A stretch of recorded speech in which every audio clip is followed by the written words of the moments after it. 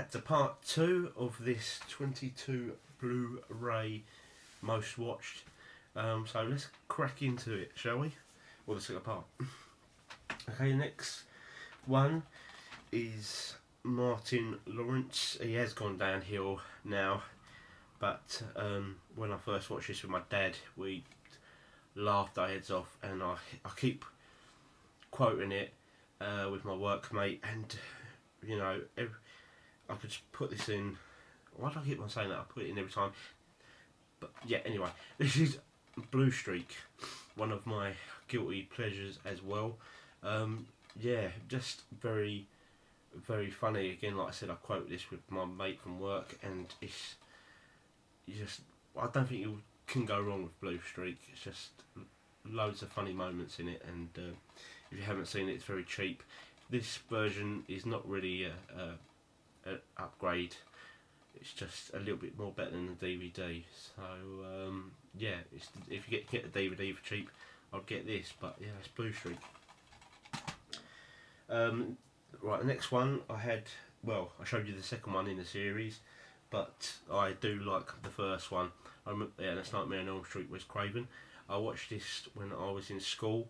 My mate borrowed it, let me borrow it on his VHS, and one night I just went up in my room and watched it, and I was scared shitless. And it's I don't know, it just scares me even today. Some of the things that happens, and it's just a good premise and a good plot. And Robert Englund as Freddy Krueger, he's so iconic now, and just can't get any better. But I just again watch this all the time, and it's a very good film. That's Nightmare on Elm Street. Next one I've never seen. Well, I never watched until it's about about a year and a half ago, and I instantly fell in love with it. I can watch it. It's another horror comedy. That is American Werewolf in London.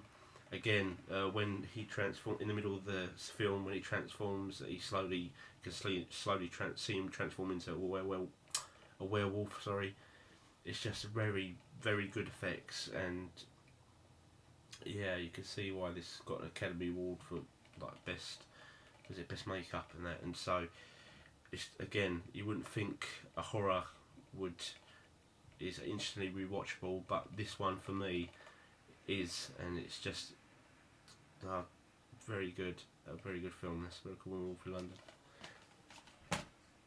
The next one, again, he's at Comic Con this year, and I'll get him to sign this. Zach Gillian. Yeah, I'm definitely gonna let him sign this particular edition, and that is Gremlins. Again, special mention Gremlins 2. That gets shit on, but it doesn't take itself too seriously, and again, neither does this really. Yeah, it's about a bloke called a guy called Billy who gets a mogwai for Christmas, and there's tons of rules that come with Gizmo. He calls him Gizmo, and yeah, he doesn't listen. He does listen, but the other mogwai trick him into eating the food after midnight and spawn gremlins. It's just kind of that sort of plot, and it's just them running amok in Kingston Falls, which is the town which is the setting. But yeah, another sort of horror film. It's not really horror, but it's another film. It's what is instantly rewatchable to me. So it's Gremlins 2, to be honest. Just for the sheer cheesiness of the Gremlins 2. Hulk Hogan, what? But yeah, anyway, that's Gremlins 2, directed by Joe Dante. Next one is Watership Down, a film I've shown in a couple of update videos. Again, just a very great animated film. Good voice cast with it. Yeah, it's not very long, but it's just it's just great to watch, and it's a great thing to watch again on a Sunday evening or afternoon.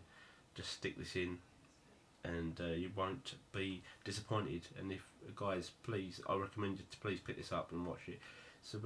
It's just a really good film. It's Watership Down. Again, I haven't watched PQ on this yet, so hopefully it's good. Okay, another childhood classic of mine, and that is Labyrinth. David Bowie, Jennifer Connelly. Great great effects, great special effects, loads of puppets, because it's made by Jim Henson, Brian Henson, and Frank Oz. It's just, and David Bowie songs. I like the songs even now. I've got a couple on my iPod. It's just a very good film, and yeah, great PQ on this, I must admit, and great special features. I think this is the only film I've watched all the special features on, because you know, I just love the film. It's great 80s classic in my eyes. It's a Labyrinth. Next one, I heard they might be doing a sequel to, and I don't know how that would work, but I hope, you know, if he can get the original cast back along with Michael Keaton, then I'm all for it. And that is Beetlejuice. Great, like I said, great cast. Gina Davis, Alec Baldwin, Catherine O'Hara, Jeffrey Jones, and yeah, Michael Keaton, Winona Ryder. It's just a very good film, and I think everyone's seen this by now. Yeah, Michael Keaton does a very well. He plays this role very well, and it's just not in the norm for Michael Keaton at all during the time he was acting. And yeah, I could, again, another horror comedy that I could watch over and over again. Okay, the next one is another George A. Romero film and another great Arrow release, Dawn of the Dead. This is by far probably my best zombie film ever. Again, like I said earlier in the video, the first part of the video, that my brother enjoyed Day of the Dead more than this, but you know, just for what it is, like the makeup is, you know, the makeup's is quite bad, but you kind of forgive that. I kind of just look past that and look at the whole film as a whole, and I just enjoy it. Like I said, you wouldn't think most of there'll be horrors in this, my selection, but you know, I do enjoy my horrors. George Romero, Dawn of the Dead. Again, they're recording this edition, so if you can get it for cheap, I would recommend to pick this one up before it goes. Okay, the next one I was torn with. I didn't know which one to go with, because the first one is classed as a sci-fi, and the second one is classed as kind of a more action orientated, and but I will think I'll go with the second one, and that is Aliens. The great set, loads of special features on this particular set.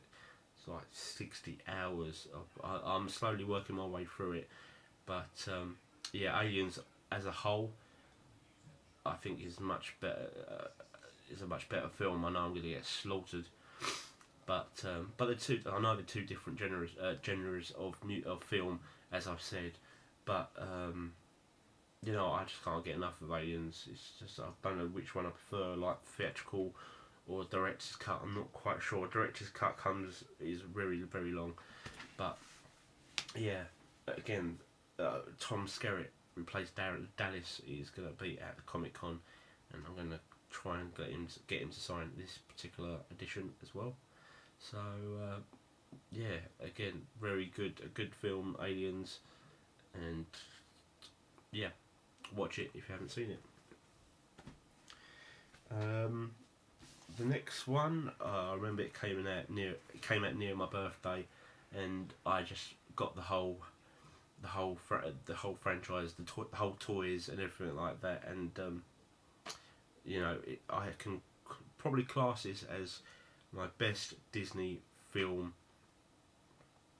ever, and I will never get bored of this film. Again, I quote this with my mate at work, and that is the first Toy Story. great picture of on this Blu-ray. It just looks like it was made like yesterday. It's just, I can't describe how great the voice acting is as well. Tom Hanks, Woody Allen as Woody and Buzz.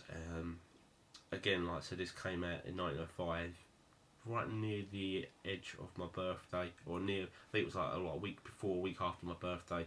And as soon as I watched this at the cinema, I rushed out and got all the toys. And again, it's just a very, very good Disney film, and I don't think you get much better in my eyes anyway. Should we leave it there? Okay, yeah, I didn't really want to leave it for 3 parts, but there's only a couple more left, so yeah, all you guys, please come back to part 3, and I will see you very soon.